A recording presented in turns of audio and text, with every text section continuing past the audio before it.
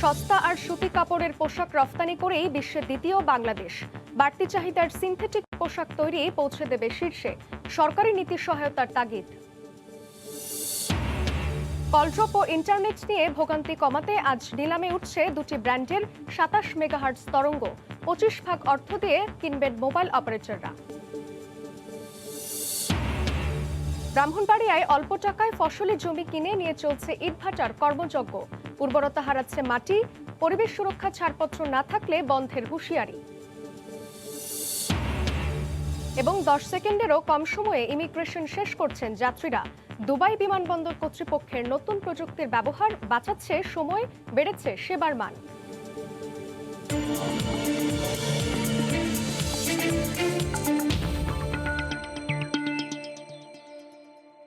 দেখছিলেন শিরোনাম। আমন্ত্রণ জানাচ্ছি দেশ ও দেশের বাইরের অর্থ বাণিজ্যের নানা খবর নিয়ে আমাদের নিয়মিত আয়োজন এ সময়ের বাণিজ্যে। আপনাদের সঙ্গে আছি আমি জান্নাতুল সাদিয়া। সস্তা আর সুতি কাপড়ের পোশাক রফতানি করেই বাংলাদেশ বিশ্ববাজারে এখনও দ্বিতীয় অবস্থানে। কিন্তু বাজারে দ্রুত চাহিদা বাড়তে থাকা সিনথেটিক বা কৃত্রিম সুতার পোশাকে পিছিয়ে আছে দেশের উদ্যোক্তারা। তারা বলছেন, এ ধরনের কারখানায় তুলনামূলক বড় বিনিয়োগের ঝুঁকি মোকাবেলায় দরকার সরকারের বিশেষ নীতি সহায়তা। অর্থনীতিবিদরা প্রণোদনা কাঠামো পরিবর্তনের পাশাপাশি বিদেশি বিনিয়োগ আকর্ষণের পরামর্শ দিয়েছেন। দেশের রপ্তানি আয় এবং কর্মসংস্থানে বহু বছর ধরে নেতৃত্ব দিচ্ছে পোশাক শিল্প। তবে এ খাতে পণ্য বৈচিত্র্য বাড়েনি আন্তর্জাতিক বাজারের চাহিদা অনুযায়ী। রপ্তানির সিংহভাগ জুড়েই আছে সুতি কাপড়ের টি শার্ট, শার্ট, ট্রাউজার। যদিও টেকসই ও ফ্যাশনেবল হিসেবে বিশ্ববাজারে বাড়ছে পলিয়েস্টারের মতো কৃত্রিম সুতার পোশাকের চাহিদা। উদ্যোক্তারা বলছেন, উচ্চ মূল্যের পোশাক রপ্তানি বাড়াতে নিতে হবে সমন্বিত উদ্যোগ। আমরা তো হ্যাবিচুয়েট হয়ে গেছি কম দামের জিনিস বা ইত্যাদি মিডল শার্ট আর এসব যেগুলো আছে রেগুলারলি। কটনের একটা টি শার্টের যে দাম সিনথেটিক টি শার্ট 4 গুণ 5 গুণ বেশি। তো আমি একই সময় কিন্তু ওইটাই করতে পারি যদি আমার টেকনোলজি ঠিক থাকে, আমার মেশিন ওয়েল ইকুইপড আমার ফ্যাক্টরি হয়। যেখানে একটা গার্মেন্ট ফ্যাক্টরি করলে 20-25 কোটি টাকা হয়ে যায়, সে 200-300 কোটি টাকা একটা ফ্যাক্টরি করতে লাগবে। প্রতিবন্ধকতা যেগুলো আছে সেগুলো দূর করতে হবে, তারা কিন্তু কোনো উদ্যোক্তা যেচে গিয়ে রিস্ক নেবে না। তো এই পলিসিগুলো করা দরকার সরকার। নিট পোশাকের প্রায় 85% এবং ওভেন পোশাকের 35% সুতা ও কাপড় স্থানীয় কারখানাগুলো সরবরাহ করলেও উৎপাদিত সুতা ও কাপড়ের মাত্র 15 থেকে 20% সিনথেটিক বা কৃত্রিম। তাই এ ধরনের পোশাক রপ্তানি বাড়াতে স্থানীয় কাঁচামাল ও প্রযুক্তিগত সক্ষমতা বৃদ্ধির চ্যালেঞ্জকে তুলে ধরছেন অর্থনীতিবিদরা। যেহেতু আমরা বিশেষভাবেই চাচ্ছি যে তারা বিশেষায়িত পণ্যে যান, তারা নন কটন পণ্যে তারা উদ্যোক্তারা যান, সুতরাং তাদেরকে পলিসি সাপোর্টের অংশ হিসেবে বর্তমানে যে ক্যাশ ইনসেন্টিভগুলো রয়েছে ওই টাকাটিকে ব্যবহার করে তাদেরকে বিশেষায়িত পণ্য উৎপাদনের জন্য যদি সেখানে 2% হারে যদি ক্যাশ ইনসেন্টিভ দেওয়া যায় তাহলে তারা কিন্তু আকৃষ্ট হতে পারে। বিদেশি বিনিয়োগকারীদেরকে স্পেশাল ইকোনমিক জোনগুলোতে যদি ওই ধরনের পণ্য উৎপাদন করার জন্য তাদেরকে আনা হয় তাহলে তাদেরকে দেখে আমাদের উদ্যোক্তারা কিন্তু উদ্বুদ্ধ হয়ে তারা কিন্তু বিনিয়োগে যাবে। উন্নয়নশীল দেশ হিসেবে শুল্ক সুবিধা হারালে বিশ্ববাজারে যে বাড়তি প্রতিযোগিতায় পড়বে বাংলাদেশের পোশাক খাত, তা মোকাবিলায় উচ্চ মূল্য সংযোজন করা যায় এমন পোশাক উৎপাদনে গুরুত্ব দিচ্ছেন অর্থনীতিবিদরা। হরিপদ সাহা, সময় সংবাদ, ঢাকা। আসন্ন রমজানের জন্য সব নিত্যপণ্যের প্রয়োজনীয় প্রস্তুতি আছে। অন্য বছরের চেয়ে টিসিবিও দ্বিগুণ পরিমাণ পণ্য বাজারে সরবরাহ করবে। তাই আতঙ্কিত হয়ে অতিরিক্ত পণ্য না কেনার আহ্বান জানিয়েছেন বাণিজ্যমন্ত্রী টিপু মুনশি। ভারতীয় বাণিজ্য সচিবের সঙ্গে সৌজন্য সাক্ষাৎ শেষে একথা বলেন বাণিজ্যমন্ত্রী। বৈঠকে ভারত বাংলাদেশের বাণিজ্য সমস্যা ও সম্ভাবনা নিয়ে আলোচনা করা হয়। রমজানের এখনও বাকি 1 মাসের বেশি, তবে এরই মধ্যে পণ্য সরবরাহ নিশ্চিত করতে প্রস্তুতি নিয়েছে সরকার। ব্যবসায়ীদের সঙ্গে কয়েক দফা বৈঠকও করেছে বাণিজ্য মন্ত্রণালয়। ভোজ্য তেল, চিনি, ছোলা সহ যেসব পণ্যের চাহিদা রোজায় সবচেয়ে বেশি থাকে সেসব পণ্যের আমদানি ও বাজার নিয়ন্ত্রণের ওপর গুরুত্ব দিচ্ছে মন্ত্রণালয়। রোববার ভারতীয় বাণিজ্য সচিবের সঙ্গে সৌজন্য সাক্ষাতের পর ব্রিফিংয়ে বাণিজ্যমন্ত্রী জানান, টিসিবিও সব প্রস্তুতি নিচ্ছে। তাই আতঙ্কিত হয়ে পণ্য মজুত না করতে ক্রেতাদের প্রতি আহ্বান জানান তিনি। ছোলা, খেজুর, ডাল এইসব জিনিসগুলো ইম্পোর্ট করতে আমরা টিসিবির মাধ্যমে আমরা অন্যান্য বছরের তুলনায় প্রায় দ্বিগুণ আনার চেষ্টা করছি। রমজানের সময় আমরা মার্কেটে যে সমস্যাটা যেন না হয় তার জন্য আমাদের প্রস্তুতি রয়েছে। প্রায় 25,000 টন তেল আমরা ইম্পোর্ট করতে যাচ্ছি টিসিবির মাধ্যমে। দয়া করে আপনারা প্যানিক বাইং মানে ভীতি হয়ে কেনাটা না করেন, স্বাভাবিক রাখেন, আপনাদের উপরও দায়িত্ব, মানে ক্রেতাদের উপর দায়িত্ব। সৌজন্য সাক্ষাতে আখাউড়া স্থলবন্দরের কার্যক্রম বাড়ানো, স্থলবন্দরে কাস্টমস সংক্রান্ত জটিলতা, বাংলাদেশের পাট পণ্যের উপর অ্যান্টি ডাম্পিং শুল্ক আরোপ সহ দুদেশের স্বার্থ সংশ্লিষ্ট বিভিন্ন বিষয়ে আলোচনা করা হয়। এ সময় খাদ্য প্রক্রিয়াকরণ ও অটোমোবাইল খাতে ভারত বিনিয়োগের আগ্রহ জানিয়েছে। কখনো অ্যান্টি ডাম্পিং, কখনো কাস্টমের সমস্যা, ডিউটি স্ট্রাকচারের সমস্যা রয়েছে, আর সেগুলোই আমরা বলেছি যে সমস্যাগুলো রয়েছে আমরা বর্ডার হাটটা বাড়াতে চাইছি। সোমবার দুদেশের বাণিজ্য সচিব পর্যায়ে বৈঠকে বাণিজ্য ও বিনিয়োগ নিয়ে বিস্তারিত আলোচনার কথা রয়েছে। সানবীর রূপল, সময় সংবাদ, ঢাকা। চট্টগ্রামের খাতুনগঞ্জের ভোগ্যপণ্যের সরবরাহ ও দাম নিয়ে বিস্তারিত জানাতে সেখানে আছেন রিপোর্টার শফিকুল আলম। সরাসরি চলে যাচ্ছি তার কাছে। শফিক, সাদিয়া, আসলে রমজানকে সামনে রেখে বেশ কিছু ভোগ্যপণ্যের দাম বাড়তে আছে, আবার অনেক কিছু যেগুলো সবচেয়ে বেশি গুরুত্বপূর্ণ ছোলা, ডাল সহ এগুলো কিন্তু কমতির দিকে আছে।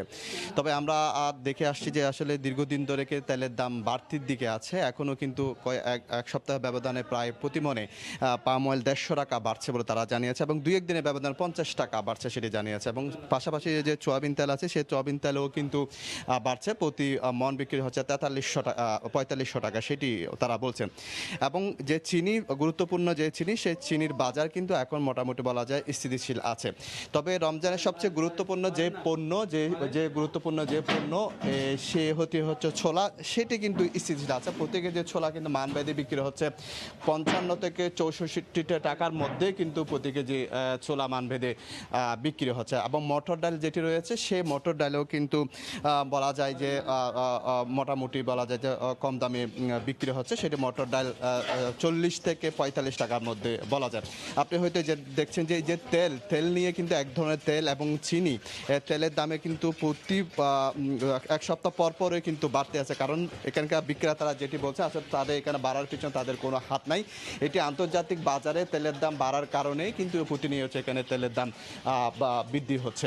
আরেকটি বিষয় যেটা জানিয়ে রাখে আসলে যে পেঁয়াজ এবং ছোলা, পেঁয়াজ, রসুন এবং আদার যে পণ্যগুলো আছে সে পণ্যগুলোর মধ্যে পেঁয়াজের দাম কিন্তু প্রতিনিয়ত বাড়তে আছে। তো গত এক সপ্তাহের ব্যবধানে প্রতি কেজি পেঁয়াজ কিন্তু বিক্রি হয়েছে 35 টাকা, যা এক সপ্তাহ আগে ছিল 27 থেকে 28 টাকা। এবং রসুন এবং আদার দাম স্বাভাবিক রয়েছে। আপনি এই যে ডাল এবং ছোলা যে বস্তাগুলো এখানে দেখতে পাচ্ছেন, এগুলো মোটামুটি বলা যায় একটু রমজানের গুরুত্বপূর্ণ আইটেম। অর্থাৎ রমজানের মধ্যে ছোলা এবং ডালের সবচেয়ে বেশি চাহিদা থাকে এগুলো। তবে এগুলো মোটামুটি বলা যায় এই বাজারগুলো স্বস্তিতে আছে। বিক্রেতারা বলছেন যে আসলে রমজানেরকে সামনে রেখে এই যে ছোলা, ডাল, খেসারি সহ যেই ভোগ্যপণ্যগুলো রয়েছে এগুলো বাড়ার কোনো সম্ভাবনা নাই। তবে তেল নিয়ে কিন্তু দীর্ঘদিন ধরে যে বাড়তে আছে, এখনও কিন্তু গত এক সপ্তাহ ব্যবধানে কিন্তু 100-150 টাকা তেলের দাম বেড়ে গেছে। তো সাদিয়া, এই ছিল আমার কাছে সর্বশেষ তথ্য ভোগ্যপণ্যের। চট্টগ্রাম থেকে ভোগ্যপণ্যের সরবরাহ ও দাম নিয়ে বিস্তারিত জানাচ্ছিলেন রিপোর্টার শফিকুল আলম। মুজিব শতবর্ষ ও স্বাধীনতার সুবর্ণ জয়ন্তী উপলক্ষে ভারতীয় নৌবাহিনীর যুদ্ধজাহাজ NS কুলিশ এবং INS সুমিতা শুভেচ্ছা সফরে এসেছে দেশে। এই মুহূর্তে বাগেরহাটের মোংলা বন্দরে আছেন রিপোর্টার তরিকুল ইসলাম। সরাসরি যাচ্ছি তার কাছে। তরিকুল, সাদিয়া, এই কিছুক্ষণ আগে মোংলা বন্দরে পৌঁছেছে ভারতীয় দুটি যুদ্ধজাহাজ কুলিশ ও সুমেদা। এই দুটি জাহাজ মূলত শুভেচ্ছা সফরে এসেছে বাংলাদেশে এবং মোংলা বন্দরে তারা 10:30টার দিকে এখানে এসে পৌঁছান। আমরা যেটি দেখতে পাচ্ছি যে মোংলা এখানকার নৌঘাটির যিনি রয়েছেন উচ্চপদস্থ কর্মকর্তা, তারা তাদেরকে স্বাগত জানিয়েছেন এবং আনুষ্ঠানিকতা চলছে। জাহাজ থেকে ভারতীয় নৌবাহিনী যারা কর্মকর্তা রয়েছেন তারা কিছুক্ষণের মধ্যে এখানে এসে পৌঁছাবেন বা জাহাজ থেকে অবতরণ করে এখানে কিছু আনুষ্ঠানিকতা রয়েছে সেই কাজটি সেরে নেবেন। এবং এই সফরে দুটি জাহাজের জলসীমায় বা নৌজা গোমতী তাদেরকে স্বাগত জানায়। জলসীমায় প্রবেশের সাথে সাথে 18 জন কর্মকর্তা এবং 160 জন নাবিক সহ INS কুলিশ এর নেতৃত্বে আছেন কমান্ডার সঞ্জীব অগ্নিহর্তী এবং 20 জন কর্মকর্তা ও 130 জন নাবিক সহ সুমেদায়ের নেতৃত্বে রয়েছেন কমান্ডার গৌরব দুর্গাপাল। সফরের অংশ হিসেবে জাহাজের কর্মকর্তা ও নাবিকগণ নৌবাহিনীর জাহাজ ঘাঁটি সহ মংলা ও খুলনার দর্শনীয় স্থান পরিদর্শন করবেন। মূলত জাতির পিতা বঙ্গবন্ধু শেখ মুজিবুর রহমানের জন্মশতবার্ষিকী ও সুবর্ণ জয়ন্তী উদযাপন উপলক্ষে ভারতীয় এই দুটি জাহাজ কুলিশ ও সুমেদা তারা 3 দিনের শুভেচ্ছা সফরে এখানে এসে পৌঁছেছে। মূলত তারা আগামী 10ই মার্চ এই দুটি জাহাজ তাদের শুভেচ্ছা সফর শেষ করে বাংলাদেশ ত্যাগ করবেন। এই সফরে ভারত এবং বাংলাদেশের মধ্যে যে পারস্পরিক বন্ধুত্বপূর্ণ সম্পর্ক রয়েছে সেই সম্পর্ক আরও বেশি সুদৃঢ় হবে বলে আমাদেরকে জানিয়েছেন। এবং এই সফরে ভারতের কমান্ডার মহাদেব গোবর্ধন রাজু তার নেতৃত্বে মূলত বঙ্গবন্ধুর টুঙ্গিপাড়া সমাধিতে সেখানে তারা শ্রদ্ধা নিবেদন জানাবেন। পাশাপাশি বীরশ্রেষ্ঠ রুহুল আমিন তার সমাধিতেও পুষ্পস্তবক অর্পণ করবেন বলে আমরা জানতে পেরেছি। তো সব মিলিয়ে এই ছিল মোংলা বন্দরে ভারতের যে দুটি যুদ্ধজাহাজ শুভেচ্ছা সফরে এসেছে তার সর্বশেষ খবর। বাগেরহাটের মোংলা বন্দর থেকে যুক্ত ছিলেন রিপোর্টার তরিকুল ইসলাম। রাজধানীর মশা নিধনে উত্তর সিটি কর্পোরেশনের এলাকা ভিত্তিক ক্র্যাশ প্রোগ্রাম শুরু হয়েছে। এই মুহূর্তে রূপনগর এলাকায় আছেন রিপোর্টার শাকির আহমেদ। সরাসরি যাচ্ছি তার কাছে। শাকির, সাদিয়া, আপনি জানেন ঢাকা উত্তর সিটি কর্পোরেশনের পক্ষ থেকে মশা নিধনের জন্য একটি ক্রেশ প্রোগ্রাম চালু করা হয়েছে। সেটির সকালে উদ্বোধন করেছেন উত্তরের মেয়র আতিকুল ইসলাম।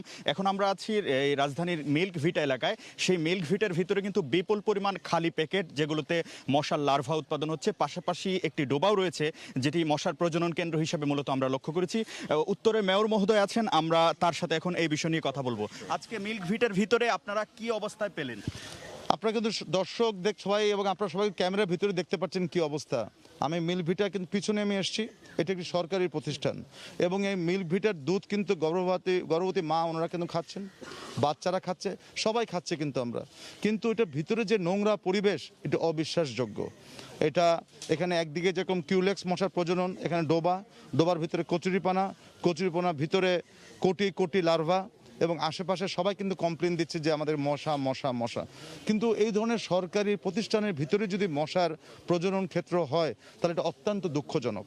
এবং এখানে একদিকে যেরকম কিউলেক্স মশার প্রজনন ক্ষেত্র, আরেকদিকে এডিস মশার প্রজনন ক্ষেত্রের জন্য কিন্তু মিল্ক ভিটার পলিথিন, মিল্ক ভিটার বাটি সব কিছু। এবং মিল্ক ভিটা কিন্তু একবার না কয়েকবার কিন্তু বলা হয়েছে। আমাদের সম্মানিত কাউন্সিলর এখানে এসছেন, আমার চিফ হেলথ অফিসাররা এসছেন, বারবার বলা হচ্ছে এই যে আমরা যে এখানে যে লার্ভা এগুলো পাচ্ছি এগুলো কিন্তু অত্যন্ত দুঃখজনক। কারণ আমরা মনে করি যে এগুলাতেই কিন্তু কোটি কোটি লার্ভার কিন্তু সৃষ্টি হচ্ছে।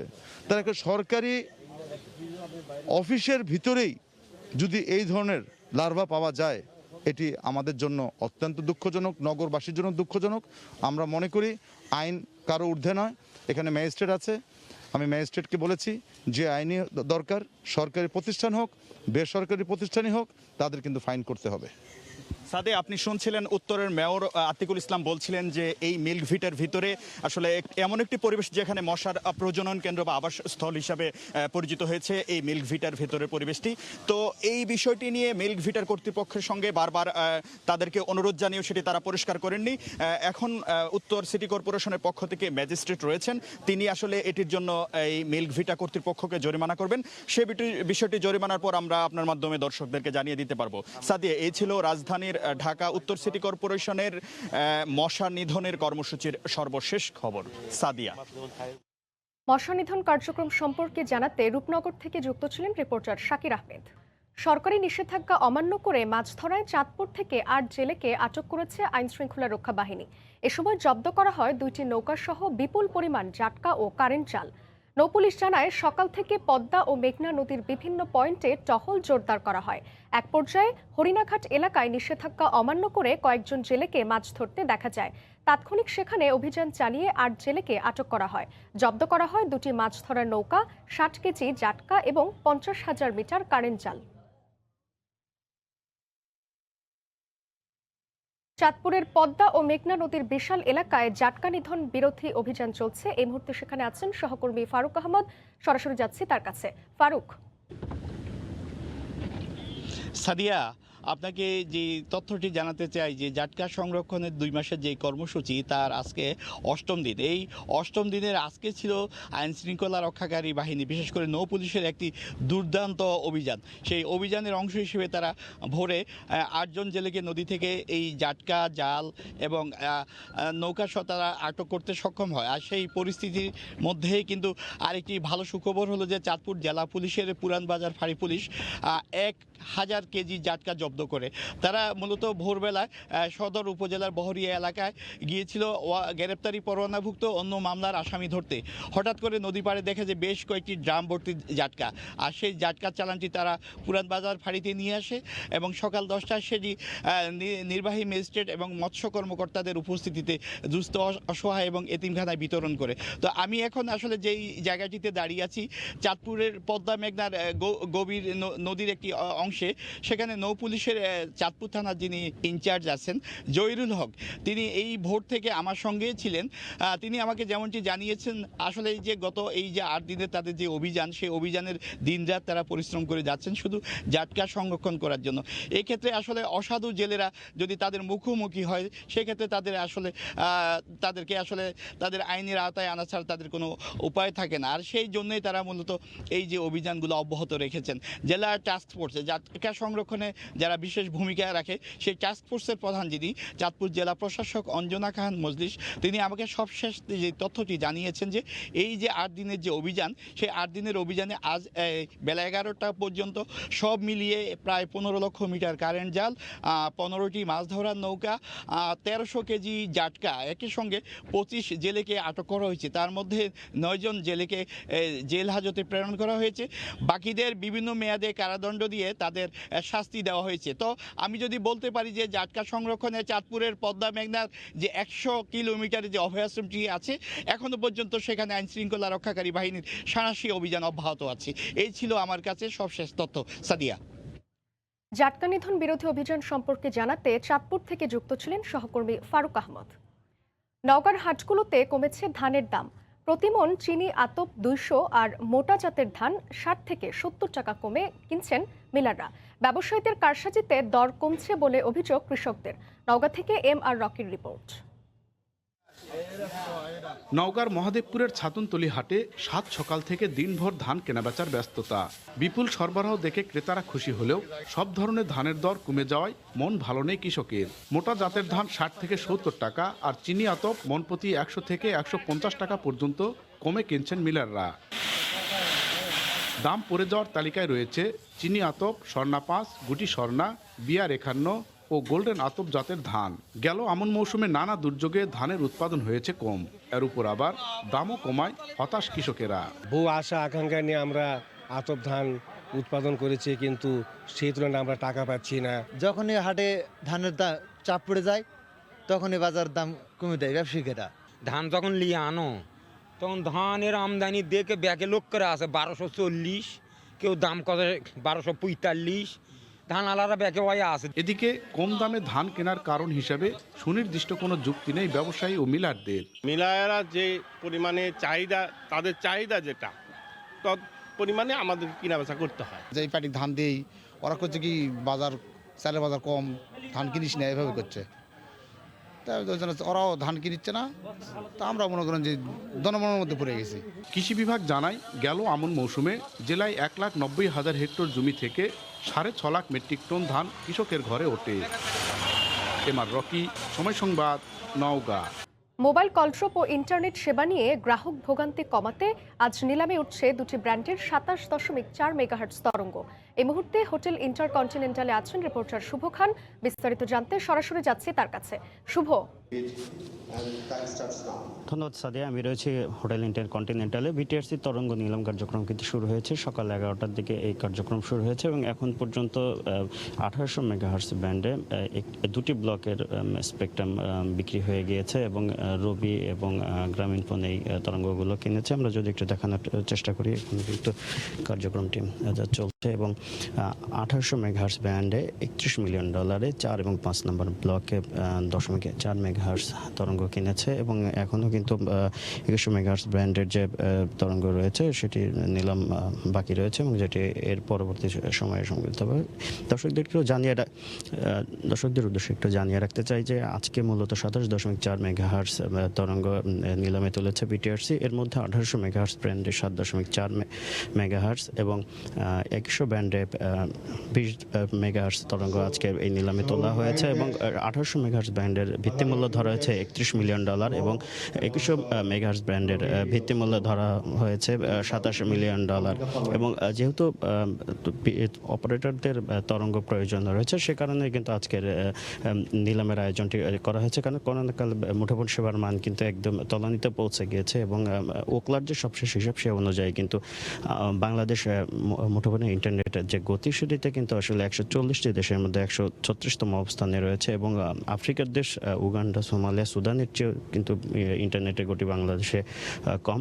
সে কারণে কিন্তু করোনাকালে গ্রাহকদের যে কল ড্রপ, কথা শুনতে না পাওয়া, নানান ধরনের যে ভোগান্তিগুলো রয়েছে সেগুলো প্রেক্ষিতে কিন্তু অপারেটরগুলো বিটিআরসিকে চিঠি দেয় তরঙ্গ নিলামের আয়োজন করার জন্য। সে প্রেক্ষিতেই আজকে কিন্তু বিটিআরসি এই তরঙ্গ নিলামটি আয়োজন করেছে এবং যেখান থেকে 4টি অপারেটরই কিন্তু এখানে অংশ নিয়েছেন এবং এখানে টেলিটক রয়েছে, গ্রামীণ রয়েছে, বাংলা লিঙ্ক রয়েছে এবং রবি রয়েছে। তবে বিটিআরসি কর্তৃপক্ষ বলছে যে টেলিটক কিন্তু শুধুমাত্র 2100 মেগাহার্টজ ব্র্যান্ডে এই তরঙ্গ কিনতে যাচ্ছে, বাকি 3টি অপারেটর রয়েছে তারা 1800 এবং 2100 মেগাহার্টজ ব্র্যান্ডে তরঙ্গ কিনবে, এমনটা কিন্তু বিটিআরসির পক্ষ থেকে আমাদেরকে জানানো হয়েছে। তো যেহেতু নিলামের কার্যক্রম চলছে, পরবর্তীতে আমরা বিস্তারিত জানাতে পারবো যে আসলে অপারেটরগুলো কে কতটুকু তরঙ্গ কিনলো এবং এটা কবে নাগাদ ইমপ্লিমেন্ট করতে পারবে সে বিষয়ে বিস্তারিত জানতে পারবে। তো সাদিয়া, এই ছিল আমার কাছ থেকে এখান থেকে সব শেষ। হোটেল ইন্টারকন্টিনেন্টাল থেকে যুক্ত ছিলেন রিপোর্টার শুভ খান। আন্তর্জাতিক নারী দিবস উপলক্ষে নয়াপল্টনে দলের কেন্দ্রীয় কার্যালয়ের সামনে জাতীয়তাবাদী মহিলা দল আয়োজিত শোভাযাত্রায় অংশ নিয়ে বক্তব্য রাখছেন বিএনপি মহাসচিব মির্জা ফখরুল ইসলাম আলমগীর। সরাসরি চলে যাচ্ছে সেখানে। সেই অধিকারগুলোকে প্রতিষ্ঠা করবার জন্য, সেই অধিকারগুলোকে সুসংগত করবার জন্য যেন সমস্ত মানুষ, পৃথিবীর সব মানুষই সচেতনভাবে তাদের দায়িত্ব পালন করে। সবচেয়ে বেশি দায়িত্ব পালন কথা যারা দেশগুলোকে নেতৃত্ব দিচ্ছেন, যারা সরকার পরিচালনা করছেন, তাদের এই দায়িত্ব সবচেয়ে বড় পালন করতে হয়।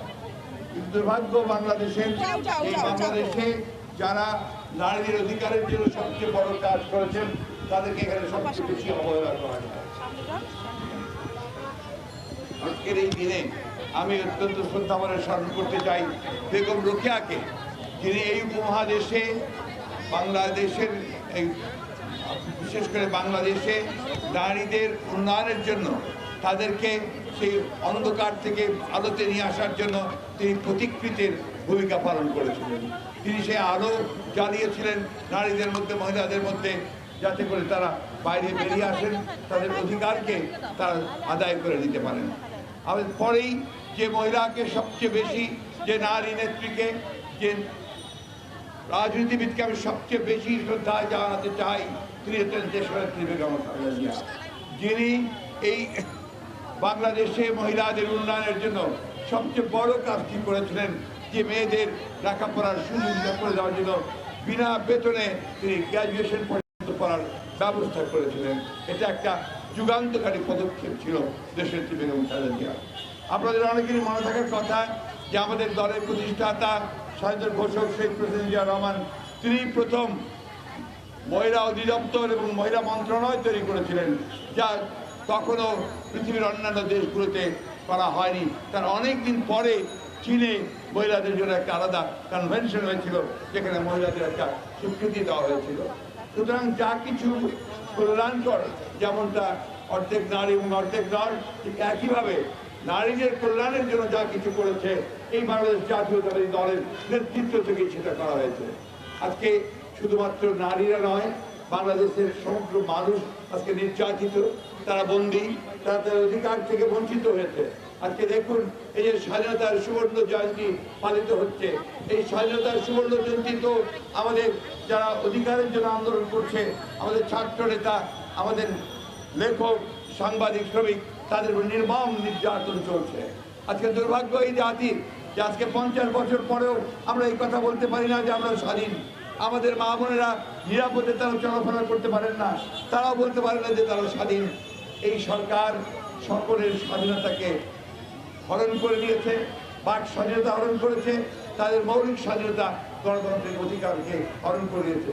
সুতরাং তখনই নারীদের অধিকার আদায় হবে, তখনই নারীদের অধিকারকে সংরক্ষণ করা যাবে যখন সত্যিকার অর্থেই বাংলাদেশে একটি গণতান্ত্রিক সরকার প্রতিষ্ঠা হবে। আজকের এই দিনে আমি নারীদের আন্দোলনের সঙ্গে একাত্মতা ঘোষণা করছি এবং এ কথা বলতে চাই সকলকে যে পুরুষতান্ত্রিক সমাজ থেকে বেরিয়ে এসে, অন্ধকার থেকে বেরিয়ে এসে আলোতে আসতে হবে সবাইকে এবং আপনাদেরকে নেতৃত্ব দিতে হবে। আমি বিশ্বাস করি আজকে পুরুষ নারী সমাজজীবী আমরা সমবেত হবে উদ্যোগ নিয়ে এই ভয়াবহ দানবকে সরানোর জন্য কাজ করি, তাহলে অবশ্যই আমরা আমাদের দেশকে মুক্ত করতে পারবো, আমাদের নারীদের মুক্ত করতে পারবো, আমাদের ভবিষ্যৎ প্রজন্মের কাছে আমরা সত্যিকার অর্থেই একটা আলোকিত বাংলাদেশ আমরা উপস্থাপন করতে পারবো। আজকে আমি অত্যন্ত আনন্দের সঙ্গে এই আমাদের জাতীয়তাবাদী মহিলা দলের যে র্যালি করছে তার শুভ উদ্বোধন ঘোষণা করছি। সকলকে ধন্যবাদ। আসসালামু আলাইকুম, খুদা হাফেজ। বাংলাদেশ জাতীয়তাবাদী দল। পরিবেশে আইনের নিয়মনীতির তোয়াক্কা না করেই ব্রাহ্মণবাড়িয়ায় অল্প টাকায় কৃষকের কাছ থেকে ফসলি জমি কিনে কর্মযজ্ঞ চালাচ্ছেন ইটভাটা মালিকরা। এতে করে ফসলি জমির উপরি অংশের মাটি কমে হারাচ্ছে উর্বরতা। সরাইল উপজেলার শাহবাজপুর, বাজমারিয়া কান্দি এবং বিজয়নগর উপজেলার রামপুর, চান্দুরা সহ বেশ কয়েকটি এলাকায় ক্ষত বিক্ষত করা হচ্ছে কৃষি জমি। ভাটা মালিকরা কৃষকদের নানাভাবে প্রভাবিত করে কম মূল্যে ইট তৈরির জন্য কেটে নিচ্ছে জমির উপরের অংশের মাটি। অব্যাহতভাবে কৃষি জমি উজাড় করায় জমির উর্বরতা হ্রাস পাচ্ছে, কমছে কৃষি খাতে উৎপাদন। কৃষকেরা জানান ইটভাটার নির্গত ধোঁয়ায় ক্ষয়ক্ষতি নিয়ে ভ্রুক্ষেপ নেই কারো। এতে ক্ষোভ জানিয়েছেন তারা।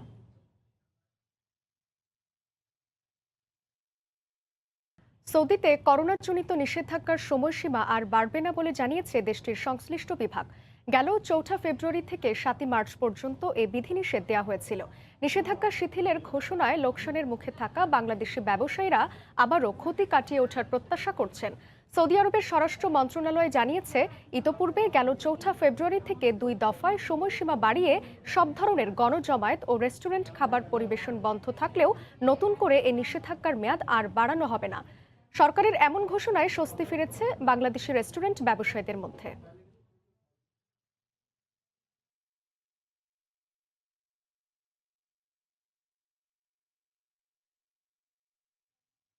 এ সময়ের বাণিজ্যের শীর্ষ সংবাদগুলো জানিয়ে দিচ্ছি আরও একবার।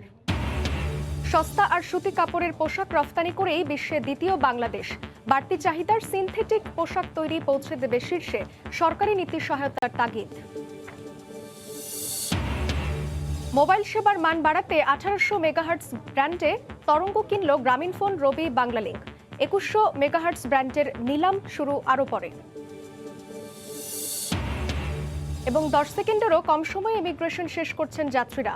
দুবাই বিমানবন্দর কর্তৃপক্ষের নতুন প্রযুক্তির ব্যবহার বাঁচাচ্ছে সময়, বেড়েছে সেবার মান। এই ছিল এই সময়ের বাণিজ্যের সঙ্গে থাকুন সময়ের।